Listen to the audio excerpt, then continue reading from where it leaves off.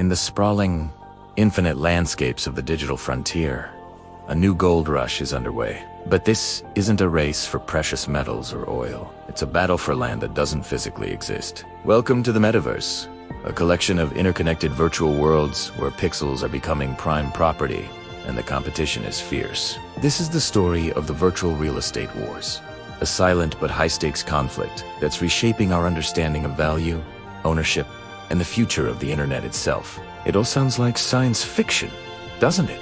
Buying a plot of land you can't walk on, in a world you can only access through a screen.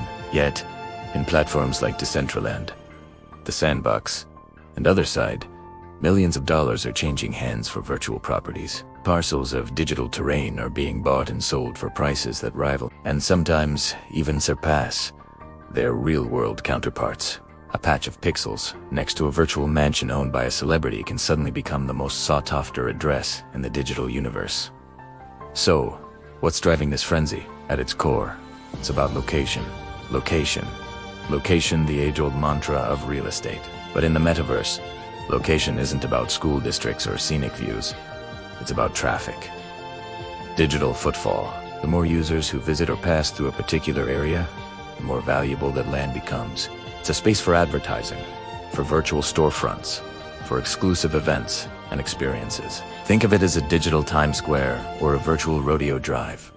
Brands want to be where the people are, even if those people are just avatars. This is where the first shots in the virtual real estate wars were fired. Major corporations and investment firms saw the potential early on. They began a quiet, calculated acquisition of vast swaths of digital territory. Companies like Metaverse Group, a virtual real estate firm, and tech giants from Samsung to Adidas started planting their flags, building virtual headquarters and flagship stores. They weren't just buying a single plot. They were buying entire districts, creating branded zones that would funnel users directly into their ecosystems. This wasn't just a purchase, it was a strategic land grab, a form of digital colonization. The early pioneers of these virtual worlds, the individual creators and gamers who built these communities from the ground up, suddenly found themselves with new, powerful neighbors. Imagine logging into your favorite virtual haunt, a place you helped build and nurture, only to find it overshadowed by a massive, gleaming digital skyscraper owned by a multinational corporation. The vibe changes. The community-driven culture starts to erode, replaced by a wave of commercialization. The once open frontier begins to look a lot like the strip malls and commercial districts of the physical world. This commercial colonization raises profound questions. Who really owns the metaverse? Is it a public square for everyone? A new democratic space for creativity and connection? Or is it destined to become a series of privately owned, branded theme parks? The tension is palpable. On one side, you have the corporate behemoths with deep pockets, capable of buying up prime real estate and influencing the very architecture of these worlds. On the other, you have the decentralized dreamers, the proponents of a user-owned internet, who believe the metaverse should belong to its inhabitants. This conflict is playing out in the very code of these platforms. Many metaverses are built on blockchain technology, which allows for true ownership of digital assets through something called an NFT, or a non-fungible token. When you buy a piece of virtual land, you receive an NFT that serves as an unforgivable deed. This was supposed to empower the individual. For the first time, you could truly own your digital items, your creations, your land, in a way that wasn't possible in traditional video games where the company always held ultimate control. But here is the paradox. The very technology designed to decentralize power is now being used by centralized entities to consolidate it. By buying up massive quantities of land NFTs, these corporations are creating a new kind of digital landlord class. They can rent out their properties to smaller brands or individual creators.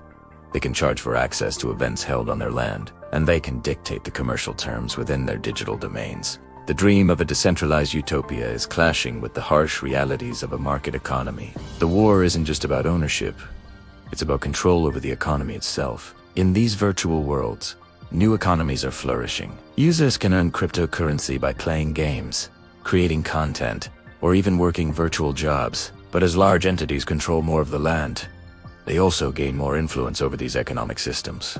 They can create monopolies, drive up the cost of entry for smaller players, and shape the flow of virtual currency to benefit their own interests. The small, independent creator is now competing with global marketing budgets in a battle for attention and revenue. We're seeing this escalate. Virtual property developers are now designing and building entire virtual malls, entertainment complexes, and residential neighborhoods, then selling them off to the highest bidder. There are virtual real estate agents, virtual mortgage brokers, and even virtual property taxes in some systems. An entire parallel economy is being constructed, mirroring our own, with all its opportunities and its inequalities. The risk is that the metaverse could amplify the economic disparities of the real world, creating a digital world where only the wealthy can afford to own a piece of the future. But the fight isn't over. The independent spirit of the internet is resilient.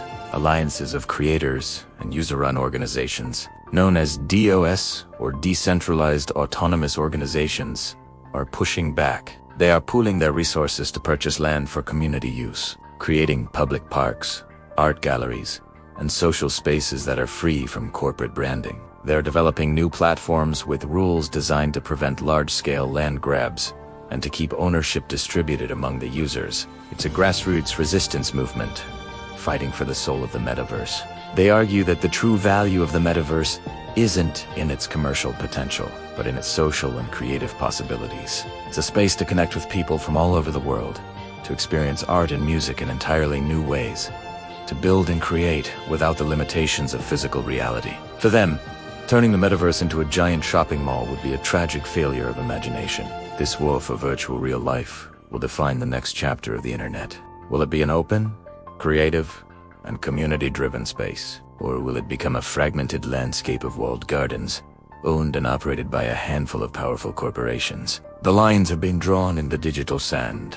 The speculators are placing their bets, the corporations are deploying their capital, and the community builders are fighting to protect their vision. The future is unwritten, coded in lines of software and funded by billions of dollars in investment. Every plot of land sold, every virtual structure built, is a move on this vast, complex chessboard. The virtual real estate wars are not just about who owns the pixels on a screen. They are about who will own the future of human interaction, culture, and commerce. The battle for the metaverse has only just begun.